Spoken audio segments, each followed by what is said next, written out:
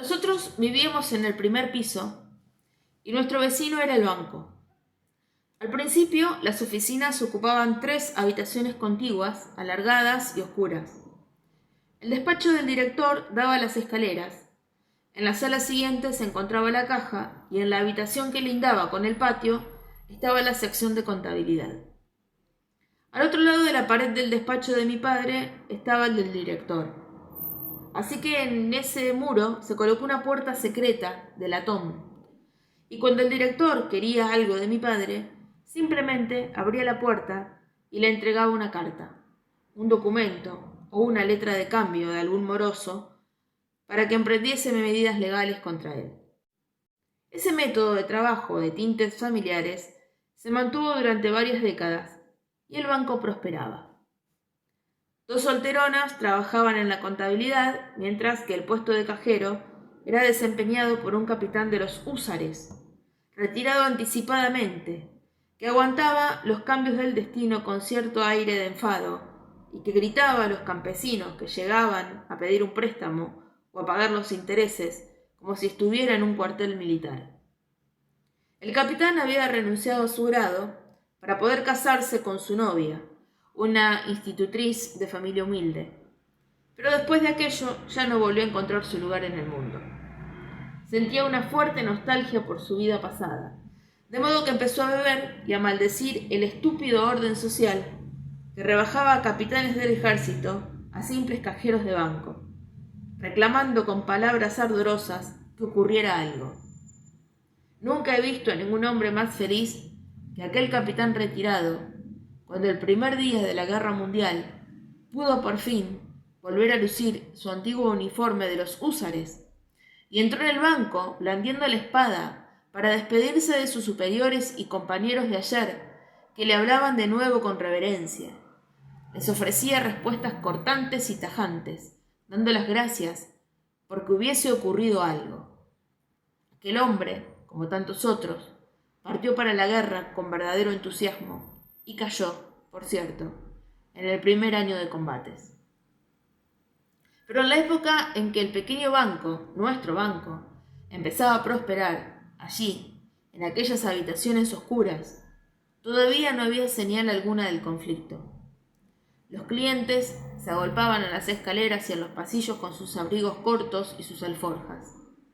La mayoría eran campesinos pobres de los pueblos del norte de la región, donde las tierras no daban para mucho.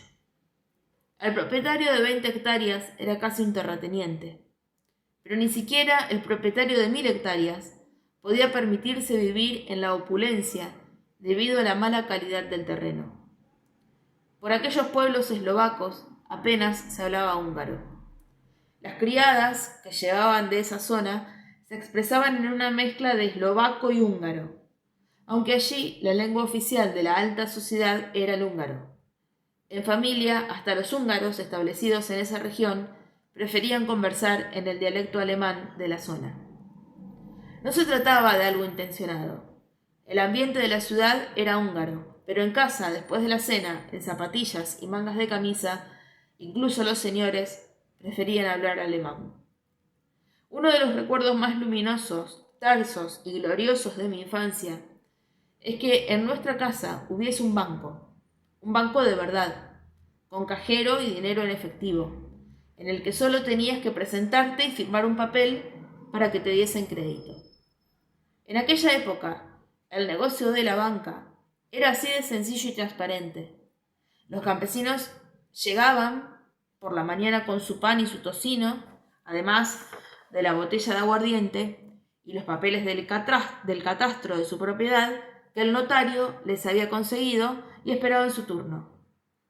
El mediodía era el momento de la llamada censura, o sea, del examen en que los miembros de la dirección, 2 curas viejos, el director del banco y el consejero jurídico, se reunían en asamblea general para decidir mediante votación préstamos de 100 o 200 coronas, tras lo cual se redactaban las letras de cambio pertinentes en el departamento de contabilidad y los clientes se llevaban el dinero a sus casas por la tarde.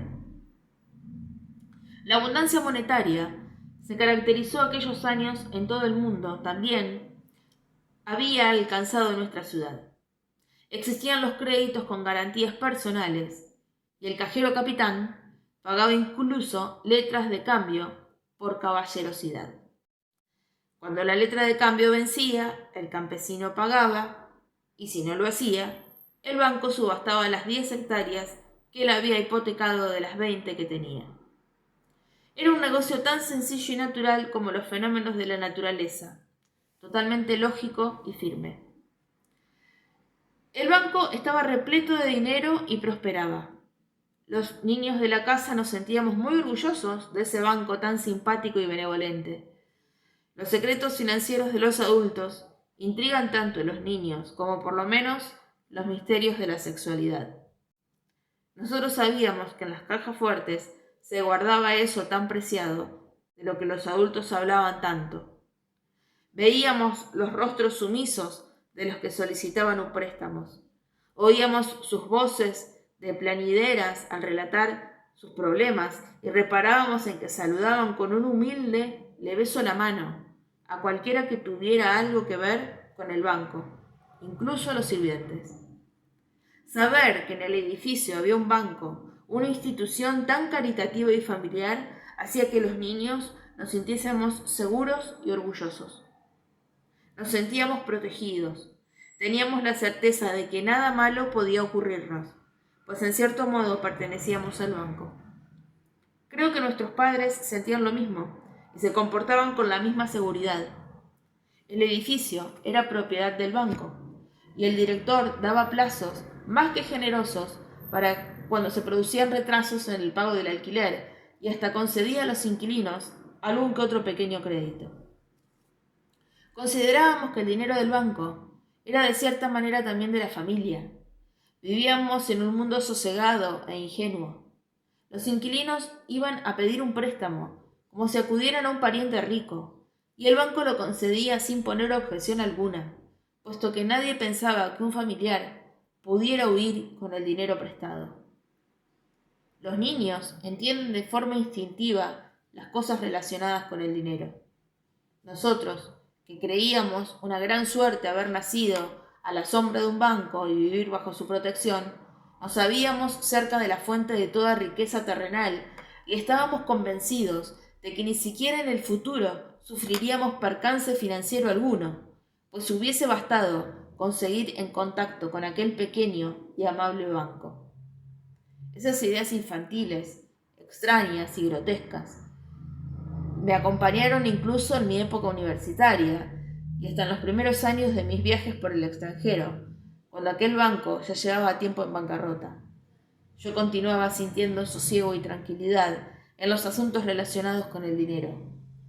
Como tenía una relación muy familiar con él, no era posible que me jugase una mala pasada a mí, a su compañero de toda la vida. En los años de mi niñez, el banco prosperaba, y eso lo notaban incluso los empleados. Uno de ellos formó un coro, y otro empezó a escribir y editó un libro en 2 volúmenes sobre la historia de las antiguas fortalezas de la región, ya en ruinas. Todos disponían de tiempo para el ocio. Pronto, el banco superó aquellas 3 habitaciones, así que en medio del patio se construyó un local, una especie de palacio de cristal digno de un cuento de hadas. La construcción de aquel templo nos tuvo a todos maravillados. Trajeron unas gruesas placas de cristal desde Alemania y sobre la sala donde se encontraban las cajas se construyó una cúpula que sobrepasaba en esplendor a todo lo que yo he llegado a ver fuera del país. Los campesinos empezaron a llamar Belén aquel palacio. Desde los pueblos de los alrededores venían a contemplarlo y a admirarse, y bajo la cúpula hablaban con respeto y veneración, como si estuvieran en una iglesia. El capitalismo rampante había construido allí, en el fin del mundo, un pequeño santuario para gloria propia, un santuario solemne y fastuoso. Esa era la opinión generalizada sobre aquel edificio, cuya pompa completamente inútil y de mal gusto no se hubiese podido explicar de otra manera. Tenía todos los elementos propios de un banco de verdad. una cámara acorazada con puertas del ancho de una persona que se abrían por procedimientos secretos y mágicos, una sala de juntas con una puerta revestida de terciopelo, lo último en máquinas de escribir y calculadoras, y es probable que hubiese hasta dinero. A los niños de la casa nos intrigaba en especial la cámara acorazada, que se había levantado frente a la casa del portero, y era una construcción casi subterránea que nosotros imaginábamos abarrotada de tesoros y piedras preciosas. Era la época del capitalismo de cara serena y amable, que hacía aparecer ante nuestros ojos palacios de ensueño. Los únicos que no apreciaban aquel nuevo edificio eran los campesinos de pura cepa, que preferían seguir guardando su dinero en los armarios de la oscura oficina antigua, y que al ver tanta ostentación movían negativamente la cabeza preguntándose ¿con qué dinero se habrá construido esto? Confesiones de un burgués, Sándor Márai.